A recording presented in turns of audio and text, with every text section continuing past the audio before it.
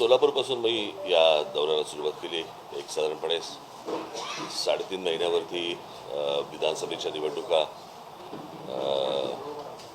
दिवाळीनंतर होतील असं चिन्ह आहे, असं आज तरी वाटतंय. आणि त्या दृष्टिकोनातून आत्ता माझा पहिला दौरा माझा मराठवाड्याचा आज इथे संभाजीनगरला पूर्ण होतोय आणि 20 तारखेला माझा विदर्भ दौरा सुरू होतोय.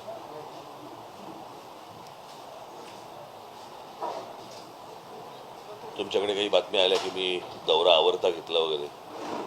कुठला आवरता घेतला मला कळलेलं नाही अजूनपर्यंत, कारण माझा दौरा पूर्ण झाला. मध्ये ज्या काही गॅप्स होत्या त्या मी उदाहरणार्थ हिंगोलीला मी राहणार होतो, तर हिंगोलीला राहायच्याऐवजी मी तिथून कव्हर करून परभणीला आलो वगैरे असं. तर ते आज हा दौरा पूर्ण होतोय माझा. सोलापूरपासून या गोष्टीला सुरुवात झाली आणि गेले अनेक दिवस मराठवाड्यामधलं वातावरण आणि मराठवाड्यामधलं एकूण राजकारण याविषयी पाहत होतो, ऐकत होतो आणि त्याची प्रचितीही आली.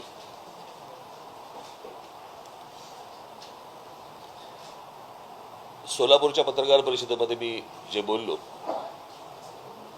ते मला असं वाटतं सगळ्यांनी पाहिलं, ऐकलं. पण त्याच्यानंतर ज्या जाणीवपूर्वक बातम्या केल्या गेल्या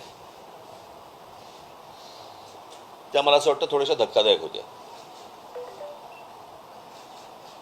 म्हणजे राज ठाकरेंचा आरक्षणाला विरोध, राज ठाकरे विरुद्ध मराठा समाज, काय वाटेल त्या हेडलाईन्स काही लागल्या.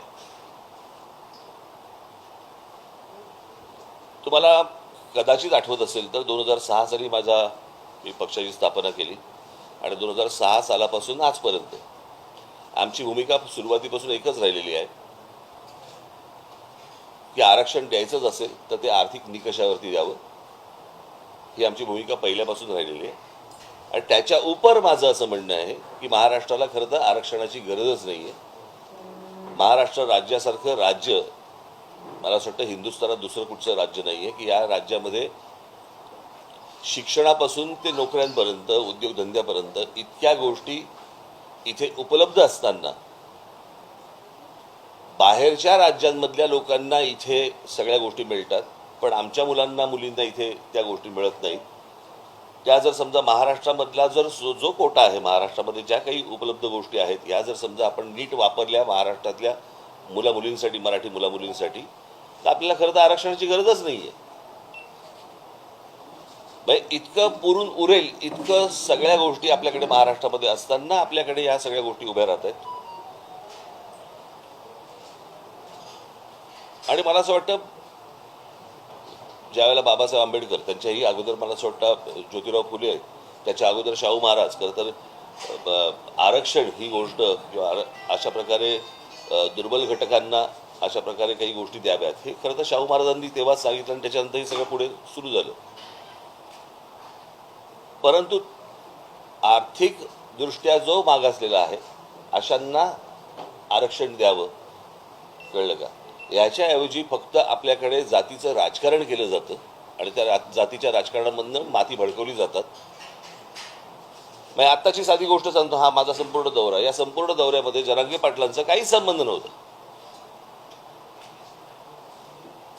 म्हणजे त्यांचा विषय पण नव्हता, पण त्यांच्या आंदोलनाच्या मागून शरद पवार आणि उद्धव ठाकरेंसारखी मंडळी ज्या प्रकारचं राजकारण करतायत, जे मला मराठवाड्यामध्ये दिसतंय. आणि ह्यातला अजून एक दुर्दैवाचा भाग की या मराठवाड्यामधले काही पत्रकार या सगळ्या गोष्टींसाठी म्हणून इन्व्हॉल्व्ह झालेले आहेत. म्हणजे मला त्यांची नावंही माहिती आहेत, मला कळलं का? ती योग्य ठिकाणी जातीलही, त्याच्या इन्क्वायऱ्या सुरू पण होतील. म्हणजे कोणाला पेवर ब्लॉकचे कॉन्ट्रॅक्ट्स मिळाले आहेत, कोणाला MIDC मध्ये जागा मिळाल्या आहेत, कोणाला किती पैसे मिळाले आणि त्याच्यातनं कशा गाड्या घेतल्या गेल्या आहेत, कळलं का? अशा सगळ्या गोष्टी माझ्या कानावरती आलेल्या आहेत. म्हणजे मी ज्या वेळेला ह्याला होतो धाराशिवला होतो त्यावेळेला धाराशिवला मला काही लोक भेटायला तिकडे ते बाहेर सगळे आले होते. त्या लोकांना भडकवण्याचं काम काही पत्रकार तिकडे करत होते.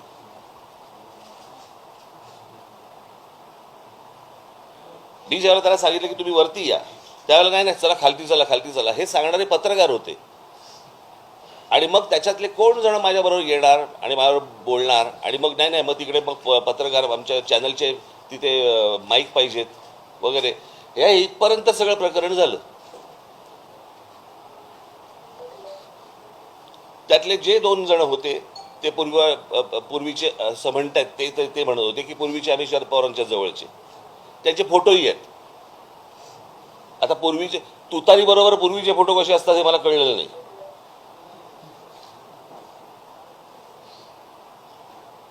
आणि उद्धव ठाकरे गटाचे तिथे अजून 2 जण होते.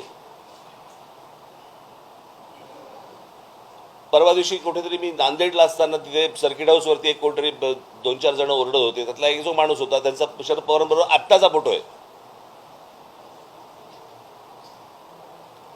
काल जे झालं त्याच्यामध्ये तर शिवसेनेचा जिल्हा प्रमुखच होता. म्हणजे या सगळ्या गोष्टींशी हे सगळं अख्खं काय झालंय, लोकसभेचा जो निर्णय लागला त्या लोकसभेच्या निर्णयानंतर ह्यांना वाटलं की मराठवाड्यामध्ये आपल्याला मतदान झालं. पहिली गोष्ट मला असं वाटतं शरद पवारांनी आणि उद्धव ठाकरे दोघांनी समजून घ्यायला पाहिजे की ते नरेंद्र मोदी आणि अमित शहा यांच्या विरोधातलं मतदान होतं, त्यांच्या प्रेमाखातर मिळालेलं मतदान नव्हतं. मी नेहमी सांगत आलो की विरोधी पक्ष हा कधी जिंकत नसतो, सत्ताधारी हरत असतात. आणि त्याच्यामुळे ते जे अँटी वोट जी त्यांना मिळाली, मुस्लिम समाजाने देशभर मोठ्या प्रमाणावरती जे अँटी मोदी वोटिंग केलं किंवा दलित बांधवांनी जे देशभर की संविधान बदलणार या सगळ्या गोष्टींसाठी, आता संविधान बदलणार हे भाजपचाच माणूस बोलला होता ना, इतर कोणी नरेटिव्ह केलेलंच नव्हतं. पण ते जे लोक भडकले होते ते मतदान या सगळ्या लोकांना झालं इथे. त्यांना असं वाटते की ते त्यांच्या प्रेमाखातर झाले, ते त्यांच्या प्रेमाखातर नाही झाले. आणि त्यांना असं वाटतंय की येणाऱ्या विधानसभेला देखील त्याच प्रकारची खेळी खेळावी. आणि याच्यासाठी आता काल तो शिवसेनेचा कोण तो जिल्हा प्रमुख ज्याला आमच्या पोरांनी मारला, नशीब पोलीसमध्ये पडले.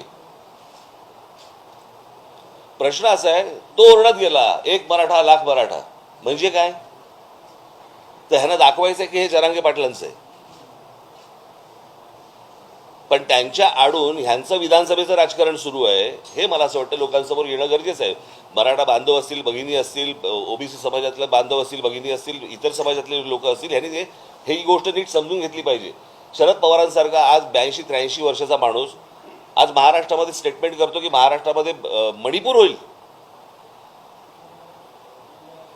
म्हणजे या लोकांनी मणिपूर होऊ नये याच्यासाठी चिंता व्हायली पाहिजे. ते म्हणतात की मणिपूर होईल म्हणजे ह्यांच्या डोक्यात काय चालू आहे हे तुमच्या लक्षात येईल. पुढच्या 3-3.5 महिन्यामध्ये ह्यांना जेवढे काही दंगली घडवता येतील आणि जेवढ्या काही खास करून मराठवाड्यामध्ये जेवढ्या काही गोष्टी यांना घडवायच्या तेवढ्या घडवण्यासाठी म्हणून यांचे सगळे प्रयत्न सुरू आहेत. तुम्ही जर समजा शरद पवारांचं, मी माझ्या जाहीर सभेमध्ये पण सांगितलं होतं, शरद पवारांचं जर राजकारण तुम्ही बघितलं तर हे गेलं ते सगळं जेम्स लेन प्रकरणापासून यांनी सगळं सुरुवात केली आणि ते स्टेप बाय स्टेप एक जात झाली. कसं होतं, जातीबद्दल प्रेम हे वर्षानुवर्ष आहे, फक्त काय महाराष्ट्रात नाही देशात आहे.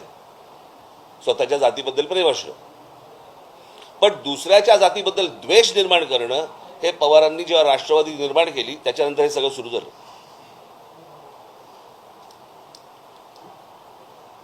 आज माझ्या दौऱ्यामध्ये या लोकांनी अडथळे आणण्याचे प्रयत्न केले. उद्या जर माझं मोहळ उठलं ना, यांना निवडणुकीला एकही सभा पण घेता येणार नाही.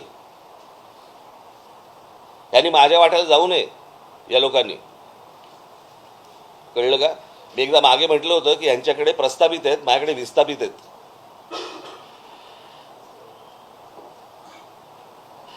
यांनी माझ्या नादी लागू नये या सगळ्या गोष्टींसाठी. तुम्हाला तुमचं राजकारण करायचंय, समाजामध्ये तेढ निर्माण करून विष घालवून ह्यांना कुठचं राजकारण करायचंय?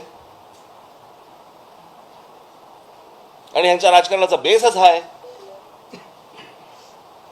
त्याच्यामुळे त्यांना असं वाटत असेल की आमचे एवढे खासदार निवडून आलेत, त्या खासदारकीवरती जाऊ नये या लोकांनी. कळलं का? यांचा जर राग त्या देवेंद्र फडणवीसांवरती असेल ना, तुम्ही राजकारण करताय ना, मग राजकारणामध्ये त्या पद्धतीने तुम्ही बोला. समाजामध्ये कशाला भांडणं लावताय?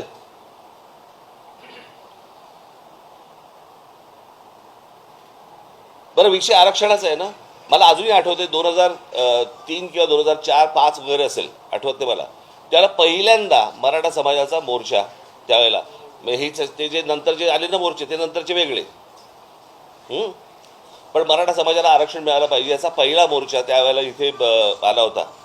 काय रे तुमचं चालू आहे रे? मुंबईमध्ये आला होता. मला आजही आठवतो, त्याचा फोटो पण तुम्हाला कदाचित माझ्याकडे असेल तो फोटो.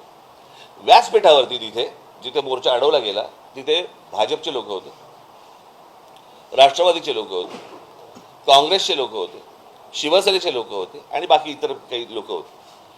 सगळ्यांनी एकमुखांनी तिथे सगळ्यांनी सांगितलं की मराठा समाजाला आरक्षण मिळालं पाहिजे. बरोबर? कोणी अडवलं मग पुढे? अडवलं कोणी पुढे? जर तुमचं सगळ्यांचं एकमत आहे तर तुम्हाला थांबवलंय कोणी? मग अजूनपर्यंत गेली अनेक 15-20 वर्ष होत का नाहीये हे?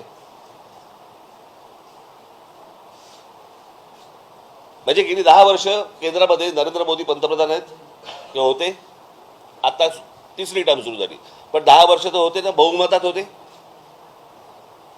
ज्या नरेंद्र मोदींनी बारामतीमध्ये येऊन सांगितलं होतं की मैं शरद पवार जी की उंगली पकड़ के मैं राजनीति में आया. आठवतं स्टेटमेंट तुम्हाला? आठवतं ना तुम्हाला? मग त्या शरद पवारांनी मराठा समाजाच्या आरक्षणाबद्दल शब्द का नाही टाकला?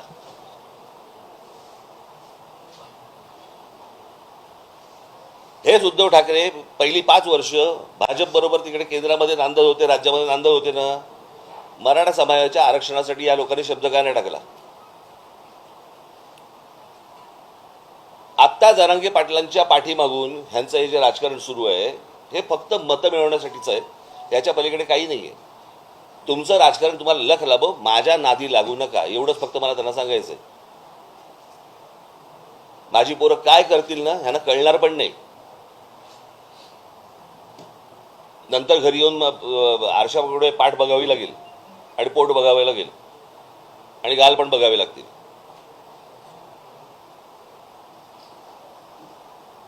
अत्यंत चिखल करून ठेवला या सगळ्या अख्ख्या राजकारणाचा या लोकांनी. म्हणजे जो महाराष्ट्र या देशाला दिशादर्शक होता,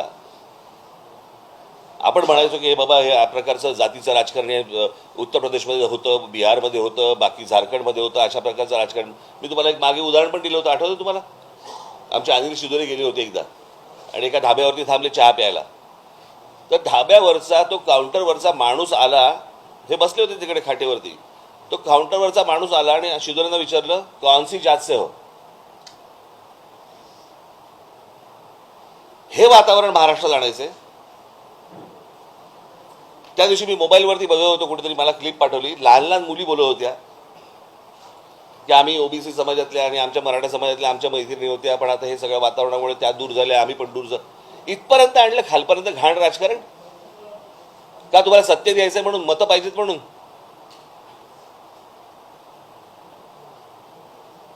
शरद पवारांकडे आज त्या वयाचा बुजुर्ग माणूस सत्ता नेता महाराष्ट्रात तरी नाहीये. पवारांनी भूमिका घ्यायला पाहिजे की हे असलं जातीचं राजकारण महाराष्ट्रात पसरता कामा नये, विद्वेष पसरता कामा नये. तुम्हीच हातभार लावताय त्याला, तुम्हीच सांगताय महाराष्ट्राचा मणिपूर होईल. पण ह्याचं राजकारणच मुळात तुम्ही पहिल्यापासून जर बघितलं ते फक्त जातीमध्ये विद्वेष पसरून या सगळ्या गोष्टी करायच्या, याच्या पलीकडे ह्याचं दुसरं राजकारण नाहीये. माझी फक्त मराठा समाजातल्या बांधवांना भगिनींना माझी विनंती आहे, ओबीसी समाजातल्या आहे, इतर समाजातल्या आहे, दलित बांधवांमधल्या तिथे पण आहे, ह्यांच्या नादी लागू नका. निवडणुका येतील, निवडणुका जातील, परंतु ही जखम बरी होणार नाही. हे सतत त्याच्यावरती मीठ टाकत राहतील. मी अनेकदा सांगत आलो, अरे एक आपण उदाहरण म्हणून पकडूया. मी मगाशी जे बोललो तुम्हाला, महाराष्ट्रासारखं सक्षम राज्य, याच्यामध्ये उद्योगधंदेचा हा भाग आहेच. एक तुम्हाला उदाहरण म्हणून सांगतो. उदाहरण तुम्हाला आठवत असेल, मागे रेल्वेचं आंदोलन झालं होतं, आठवतं ना? की नोकर भरती होती महाराष्ट्रामध्ये. आणि त्याच्या जाहिराती होता UP बिहारच्या वर्तमानपत्रांमध्ये, महाराष्ट्रामध्ये जाहिरातीच नव्हत्या, कोणाला माहितीच नव्हतं. हे आम्हाला कळल्यानंतर हे सगळं सुरू झालं. तीच गोष्ट आपण समजा पकडूया, एक त्यातला एक पार्ट सांगतो, महाराष्ट्राच्या सुबत्तेचा एक पार्ट. मुंबई, ठाणा. मी ठाणा म्हणजे ठाणे जिल्ह्यामध्ये 8 महानगरपालिका आहेत, त्यातलं मी फक्त ठाणे शहर पकडतोय. हां, मी बाकीच्या महानगरपालिका पकडत नाही आहे.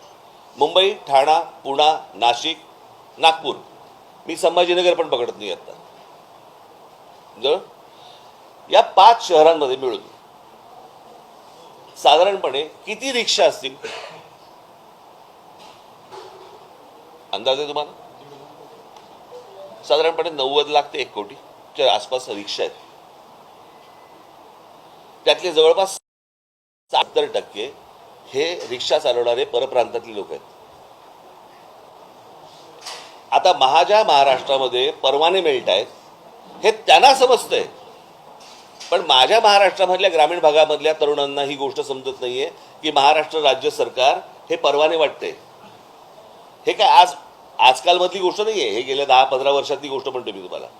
पण महाराष्ट्र राज्य सरकारकडनं ह्या गोष्टी दिल्या जात आहेत. आज मला साधी गोष्ट सांगा, 1 कोटी मुलांना या नुसत्या 5 शहरामध्येच काम मिळालं असतं?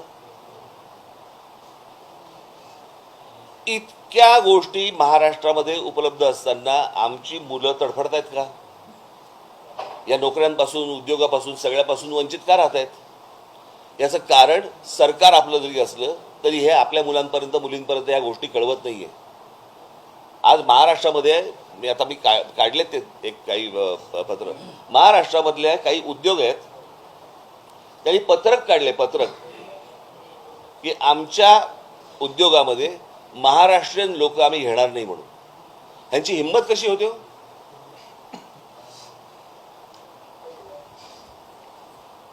म्हणजे एवढ्या सगळ्या गोष्टी उपलब्ध असताना आम्ही आज फक्त भांडतो आहोत का? आज शैक्षणिक संस्था, इंजिनिअरिंग कॉलेजपासून सगळ्या शैक्षणिक संस्था सर्वात जास्ती कुठे आहेत भारतात? महाराष्ट्रात आहेत, बरोबर?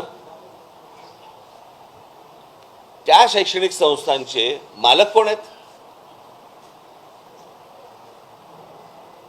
बहुतांशी मराठा समाजातले, बरोबर ना? आहेत ना? तरी मराठा समाजातली अनेक मुलं, लाखो मुलं ही शिक्षणापासून वंचित काय आहेत? ह्यांना कोण विचारणार प्रश्न? हे यांनी या सगळ्या गोष्टी सत्तेतनं उभ्या केल्या, यांना कोणी विचारणार? म्हणजे ह्यांना कोणी विचारायचं नाही. सरकार सरकारच्या बाजूने, हे यांच्या राजकीय पोळ्या भाजत बसणार, कोणाच्या खांद्यावरनं बंदुका चालवणार आणि इथे आम्ही डोकी फोडत राहणार समाजामध्ये. मला असं वाटतं महाराष्ट्रातला समाज हा सुज्ञ आहे, त्याला या सगळ्या गोष्टी समजतील. आणि मला, तुम्ही सगळे पत्रकार बांधव आहात, मला तुम्हाला फक्त एवढंच सांगायचं आहे, तुमच्यातले जे काही अशा प्रकारचे विष कालवणारे किडे असतील, मला असं वाटतं त्यांना तुम्हीच वेळीच बाजूला सारणं गरजेचं आहे, किंवा त्याला हाताबाहेर प्रकरण गेलं ना, नंतर आवरता येणार नाही.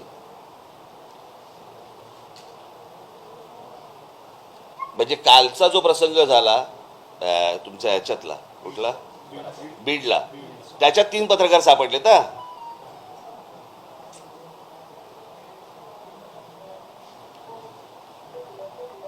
ही कोणती पत्रकारिता आहे?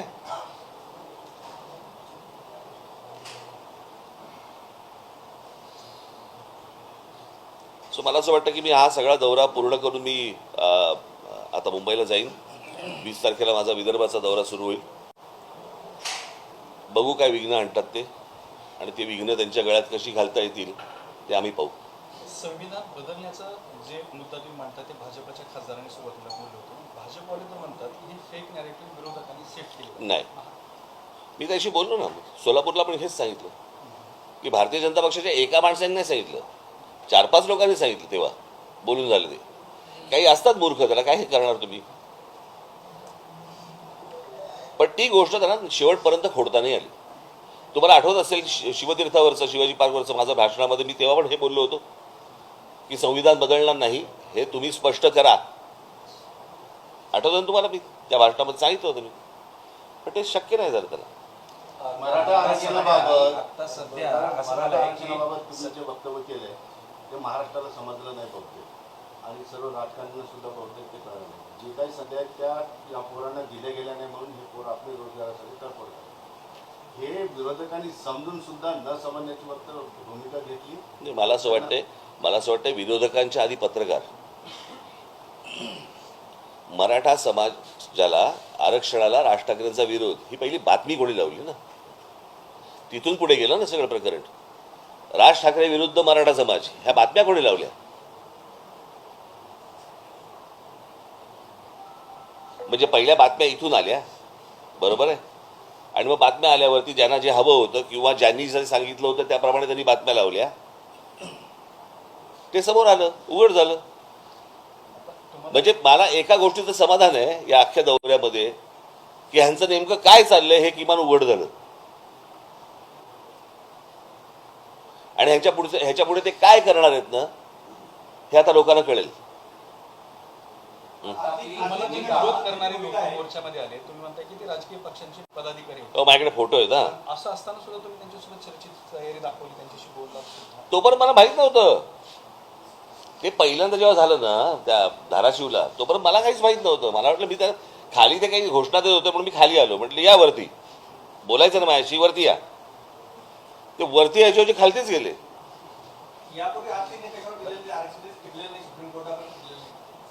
मला हे बघा प्रश्न असा आहे, मला एवढंच म्हणायचं आहे, हा आपण ज्याला आपण आर्थिकदृष्ट्या जो मागासलेला आहे त्याला वरती आणलं पाहिजे असं सगळ्यांची इच्छा आहे ना. समजा माझी इच्छा आहे. मी शरद पवारांची मुलाखत घेतली होती पुण्याला, काढून बघा हा प्रश्न मी त्यांना विचारल्यावरती त्यांनी सांगितलं होतं आर्थिक निकषावरतीच आरक्षण दिलं गेलं पाहिजे. टिकत म्हणजे कोणी टिकवायचं नाही, टिकवायचं कोणी टिकवायचं हे बघा प्रश्न असा आहे, शहाबानू प्रकरणामध्ये जर समजा सुप्रीम कोर्टाचा निर्णय फेटाळण्याची ताकद जर लोकसभेमध्ये आहे तर लोकसभाच आहे ना.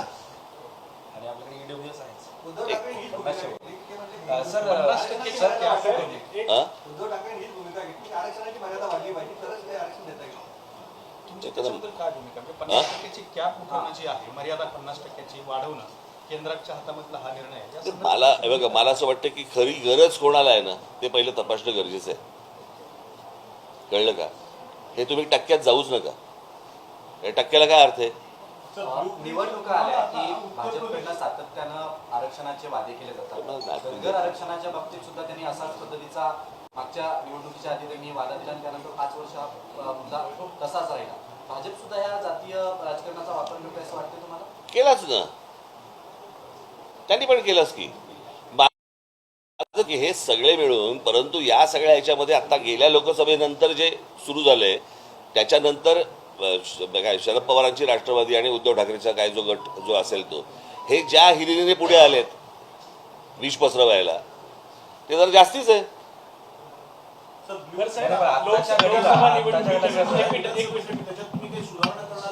सुधारणा चालू आहे. लोकसभा निवडणुकीच्या मनसे नरेंद्र मोदी दिल्लीत पाहिजे म्हणून त्यांच्या सोबत होतं.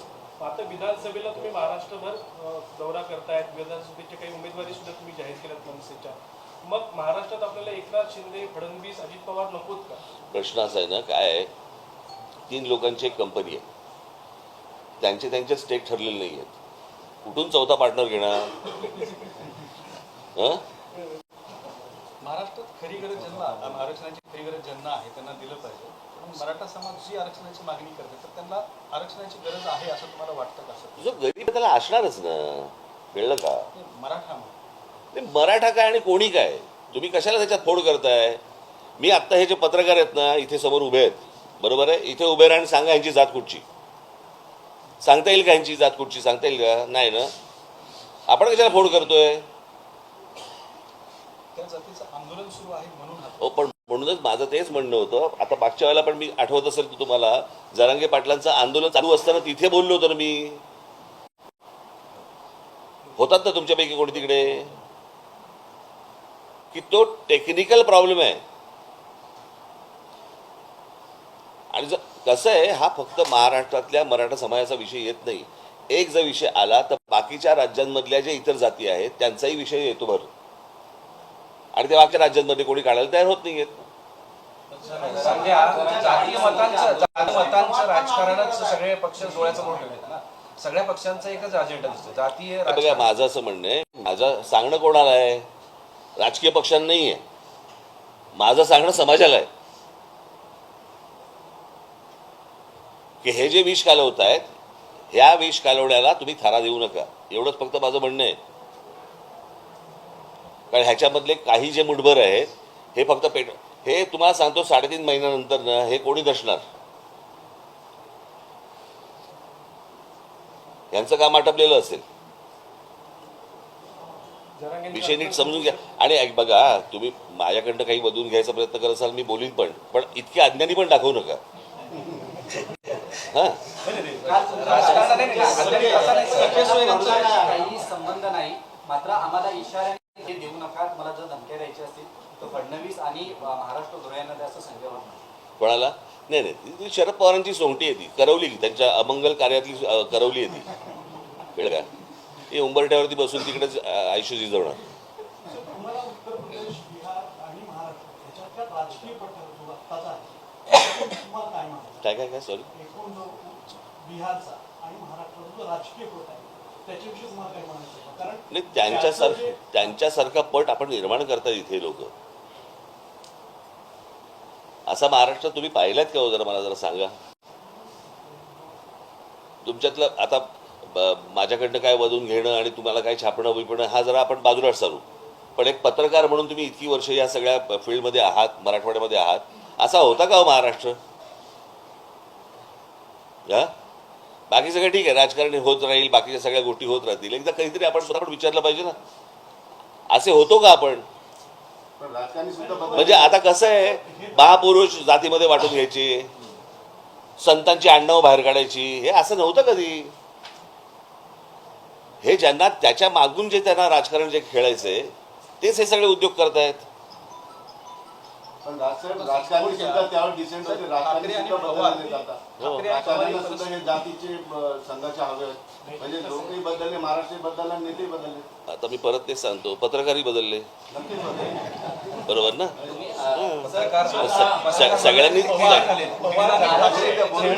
पवार आणि ठाकरे यांच्यामुळे जर परिस्थिती बिघडते असं तुमचं म्हणणं आहे, तर मग शिंदे असतील, फडणवीस असतील किंवा अजित पवार असतील, ह्यांची नेमकी भूमिका काय आहे परिस्थिती? हे बघा, मी तुम्हाला एक गोष्ट सांगू का, या सगळ्या ह्याच्यामध्ये सगळ्यांनीच या जातीचं समीकरण ह्याच्या अगोदर राखली. पण हे ज्या प्रकारचे तीव्रपणे जे विष कालवत आहेत, असं मी तुम्हाला एक अजित पवारांबद्दल एक गोष्ट तुम्हाला सांगतो. हे ज्या वेळेला शरद पवार ज्या वेळेला बरोबर होते ते बरोबर, आणि पवारांचं हे सगळं राजकारण सुरू होतं ना जेव्हा, बरोबर, ते जेम्स लेन, मी तुम्हाला नक्की खात्रीला एक सांगतो, अजित पवार कधी जातीच्या राजकारणामध्ये कधी पडले नाहीत, एवढं निश्चित. बाकी माझे अनेक मतभेद असतील, माझे असतील, अनेकांचे असतील, पण जी योग्य गोष्ट आहे, मला असं वाटतं ते कधी जातीच्या बाबतीत आजपर्यंत त्याचं मी कधी वक्तव्य पण ऐकलेलं नाही, आणि ते कधी या बाबतीत भानगडीत कधी पडलेलं नाही. मग एकीकडे होत असताना सर राहुल गांधी आणि बाकीचे नेते सुद्धा जातीय निहाय जनगणनेची मागणी करतात. मी परत तुम्हाला तेच सांगतो, जात तुमची काय जात असेल मला माहिती नाही, पण जात तुमची तुम्हाला प्रिय असेल, दुसऱ्या जातीबद्दल विद्वेष पसरवू नका, एवढंच माझं सांगणं आहे ना. आपण 30 रेकॉर्ड घासतोय की नाही मगापासून, हां, तेवढंच माझं म्हणणं आहे. जातीचं राजकारण हे काही नवीन नाही आहे महाराष्ट्राला आणि देशाला, पण ह्या प्रकारचं राजकारण तुम्ही ह्याच्या अगोदर कधी पाहिलं नसेल. यातून बाहेर कसं पडायचं हा एक विषय आहे. असं म्हटलं की तुम्ही आंतरवलीला गेल्यानंतर तिथे तुम्ही त्यांना सांगितलं होतं. या वक्तव्यावर उत्तर देताना जरांगे पाटील असंही म्हटले की ते त्यांनी माझ्याकडे ऐकून घेतलं, ऐकल्यानंतर असं म्हटलं की असं असेल तर मराठा समाजाला आरक्षण मिळालं पाहिजे. माझं मी तुम्हाला दुसरं आज त्यांनी आणखीन एक असं वक्तव्य केलंय आपल्या वक्तव्यानंतर की आता राज ठाकरे यांच्या विरोधात आंदोलन करू नका, गरज पडली तर मी मुंबईला जाऊन राज ठाकरेंची गचुंडी पकडेल. गचुंडी? अच्छा, हे त्यांचे शब्द आहेत का तुम्ही कोणी भरले? त्यांचे शब्द. अच्छा, मग मी त्यांच्याशी भेटल्यावरती बोलीन त्यांच्याशी. सर आरक्षण या एक मिनिट, पहिली गोष्ट मला पूर्णतः करू देत रे. एकाने एक प्रश्न विचारल्यावरती लगेच दुसरा काय प्रश्न विचारत आहे. हां, त्याच्यात ते काय बोलले? मुळात पहिली गोष्ट लक्षात घ्या, हे काही त्यांनी पाठवलेली माणसं नव्हती, बरोबर आहे. अरे ती कोण माणसं होती हे मी तुम्हाला मगाशी सांगितलं ना. आपण का परत तेच बोलतोय? मी बसलोय म्हणून तेच विचारताय का तुम्ही? की प्रश्न संपलेत? नाही, त्यांचं नाही, झालं, आता संपला विषय. मी मगाशी तुम्हाला सांगितलं त्याप्रमाणे त्यांची माणसं नव्हती. हे काय त्यांच्या बरोबरचे आंदोलनकर्ते नव्हते. हे शरद पवार आणि उद्धव ठाकरेच्या बरोबरची माणसं आहेत ही. त्याच्याबद्दल काय बोलायचं मगाशी बोललोय मी. सर अशा परिस्थितीमध्ये आता आपण पुढे जायचं कसं? कारण हे जर त्यांचा जर बघू दंगल आता. घडवण्याचा कट आहे किंवा या सगळ्या जाती द्वेष तुम्ही वाढवण्याचा प्रयत्न आहे, तुम्ही अशा परिस्थितीत काय तुम्ही केलं सगळे चांगले पत्रकार आहात असं मी समजतो. नाही, तुम्ही सांगितलं पाहिजे सर. मनसे अलर्ट किती राहा. जागा लढवेल? अलर्ट राहा. आणि आमच्यावरती संपूर्ण बांगलादेश याच्यामध्ये हिंसाचार झाला, हिंदूंच्या घरावरती तिकडे अटॅक होत आहे. ते जर शरण आले भारतात तर त्यांना तुमचा पाठिंबा असेल? कोणाला? नाही काय अहो, सगळ्या जगाची काय गोष्टी आपण व्हायच्यात का? त्यांचं त्यांना बघू देत ना.